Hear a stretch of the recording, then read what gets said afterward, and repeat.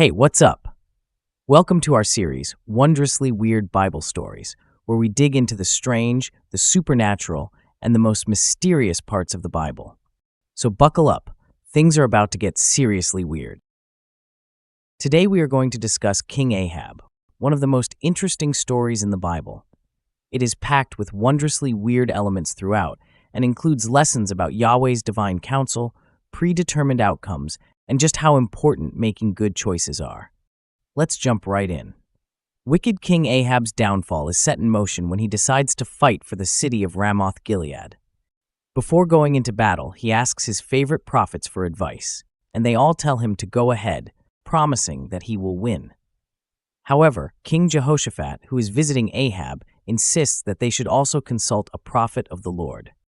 Let's check out 1 Kings 22 verses 7 and 8. But Jehoshaphat said, "Is there not here another prophet of the Lord of whom we may inquire?" And the king of Israel said to Jehoshaphat, "There is yet one man by whom we may inquire of the Lord, Micaiah the son of Imlah.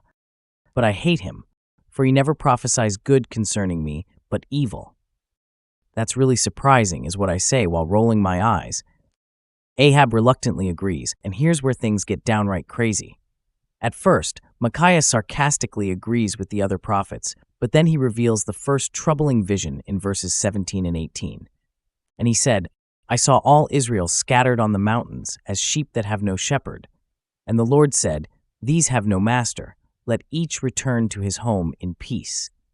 And the king of Israel said to Jehoshaphat, "Did I not tell you that he would not prophesy good concerning me, but evil?" Again, I can't help but laugh at the thought of Ahab standing up, looking at Jehoshaphat and saying, "Told you so." But things get even worse when Micaiah reveals something astonishing, starting in verse 19.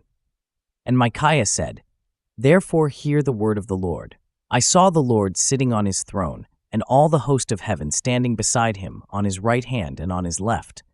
And the Lord said, Who will entice Ahab, that he may go up and fall at Ramoth-Gilead?" And one said one thing, and another said another. Then a spirit came forward and stood before the Lord, saying, "I will entice him." And the Lord said to him, "By what means?" And he said, "I will go out, and will be a lying spirit in the mouth of all his prophets." And he said, "You are to entice him, and you shall succeed. Go out and do so." Whoa! Time out. Did we just learn two incredible things in this one passage of Scripture? Let's break it down. First, in this scene, it appears that we see some sort of a business meeting happening. This is God's divine counsel. We see it referenced various different times in the Bible, most famously in the book of Job. In both situations, we learn that these spiritual beings don't just take orders, they actually participate in the affairs happening on earth. The second thing we learn is something I talk about often: predetermined outcomes.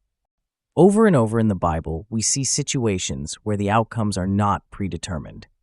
I hate to burst your "it's just fate" bubble, but let's break this down. Ahab has been told the truth, so he obviously backs away from his plan, right? Nope. He ignores the advice and marches right into battle. The story climaxes in verse 34. "But a certain man drew his bow at random and struck the king of Israel between the scale armor and the breastplate. Therefore he said to the driver of his chariot, 'Turn around and carry me out of the battle, for I am wounded.' Even though he was warned, Ahab marches right to his death." Now, let's quickly look at a story that took a different direction. David's story at Keilah stands in stark contrast to Ahab's. You can read it in 1 Samuel 23.